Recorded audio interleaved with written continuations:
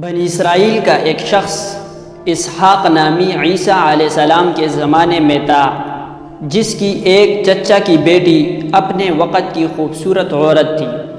وہ آدمی اس کا عاشق تھا۔ اچانک وہ مر گئی تو وہ اس کی قبر پر چمٹ گیا۔ کچھ عرصہ وہاں رہا اور اس کی زیارت سے نہ ہٹتا تھا۔ تو ایک دن عیسیٰ علیہ السلام اس کے پاس سے گزرے اور وہ اس کی قبر پر رو رہا تھا۔ تو اس سے عیسیٰ علیہ السلام نے کہا، اسحاق، تو کیوں رو رہا ہے؟ اس نے کہا، اے روح اللہ، میری ایک چچا کی بیٹی تھی جو میری بیوی تھی۔ میں اس سے بہت زیادہ محبت کیا کرتا تھا۔ وہ مر گئی ہے اور یہ اس کی قبر ہے، مگر میں اس کے بغیر نہیں رہ سکتا۔ اس کی جدائی نے مجھے مار ڈالا ہے۔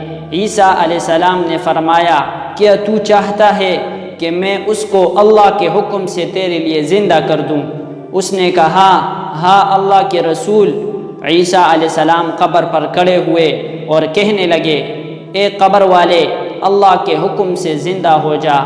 قبر پھٹ گئی اور اس سے ایک سیاہ رنگ کا غلام باہر آیا کہ جس کی ناک اور آنکھ کے سوراخوں اور چہرے کے دیگر سوراخوں سے آگ نکل رہی تھی، اور وہ کہہ رہا تھا، لا الہ الا اللہ عیسیٰ روح اللہ وکلمتہ وعبدہ ورسولہ۔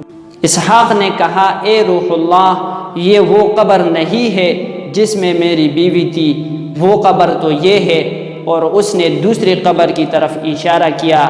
تو عیسیٰ علیہ السلام نے اس کالے غلام کو کہا کہ تو جہاں تھا واپس چلا جا۔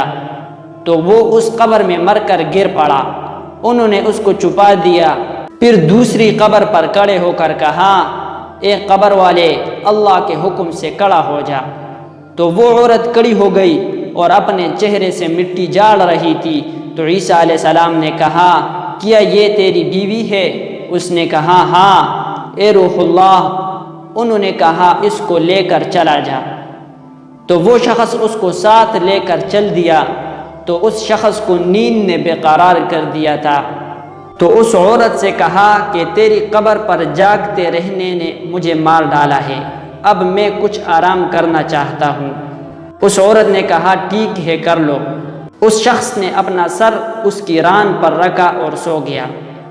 وہ سویا ہوا تھا کہ بادشاہ کا بیٹا وہاں سے گزرا، جو بہت خوبصورت اور اچھی حالت والا تھا اور بہترین گھوڑے پر سوار تھا۔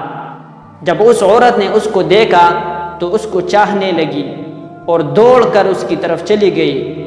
جب اس شخص نے اس کو دیکھا تو اس کے دل میں بھی اس کا خیال جم گیا اور اس سے کہنے لگی، مجھے اپنے ساتھ لے چلو۔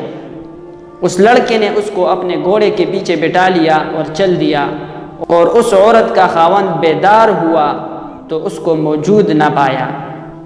وہ اس کو تلاش کرنے لگا اور اس گھوڑے کے نشانات کے پیچھے چل دیا اور آخر کار ان دونوں تک پہنچ گیا۔ تو اس نے بادشاہ سے کہا کہ میری بیوی اور چچا کی بیٹی مجھ کو دے دو۔